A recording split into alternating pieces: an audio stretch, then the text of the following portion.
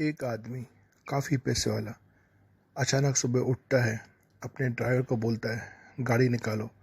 Market जाते हैं, वहाँ से फल वगैरह सब्जियाँ लेते हैं और कार भर के एक गांव की तरफ मुड़ने को बोलते हैं। ड्राइवर जैसा सेठ जी बोलते हैं वैसा वो करता है।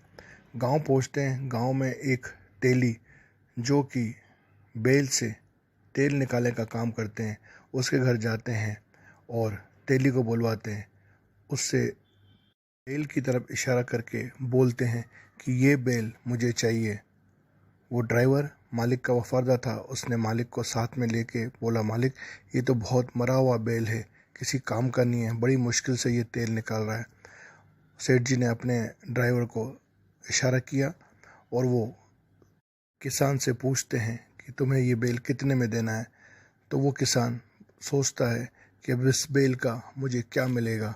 उस बैल के बदले में उन्होंने 1000 रुपये की मांग रखी। सेठ जी ने तुरंत अपनी जेब से 14,000 रुपये निकाले और उस बैल के मालिक को 14,000 रुपये दे के वो बैल अपने साथ ले लिया।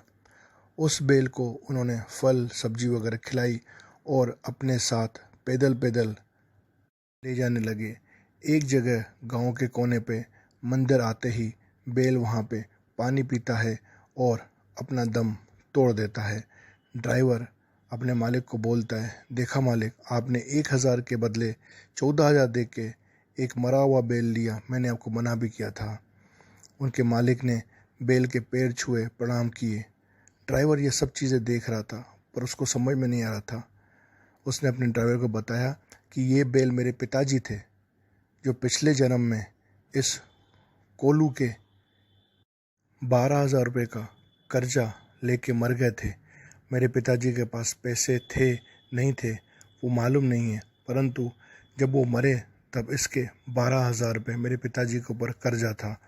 अब वो कर्जा उतारने के लिए मेरे पिताजी इसके यहाँ कोलू का बैल बन के तेल निकाल रहे हैं।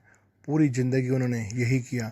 कल रात को मुझे उन्होंने सपने में आके यही बताया कि मेरे पे 12,000 का कर्जा है, जब तक वो कर्जा उतरेगा नहीं मुझे फिर दोबारा जन्म लेना पड़ेगा। इसीलिए उनके कहे अनुसार मैंने उसको 14,000 रुपये दिए। तो ड्राइवर बोलता है, बाकी 2,000 आपने ज़्यादा क्यों दिए? बोला वो कर्जे का ब्याज था। अभी तक जो वो मेरे पिताजी उसके यहाँ तेल निकाल रहे थे वो ब्याज भी नहीं निकाल पा रहे थे। दोस्तों साथियों, इस कहानी को बताने का मकसद सिर्फ इतना ही है कि आपकी लाइफ में भी कोई ना कोई ऐसा मोड़ आता होगा, या आपने पैसे लिए या आपने पैसे दिए हैं। तो जब आपने किसी की मदद करी, पैसे दिए, तो ये विश्वास करिए कि अगर आपकी वो ईमानदारी की कमाई है तो आपके पास लौट के आएगी, उसका अच्छे का अच्छा फल ज़रूर मिलेगा।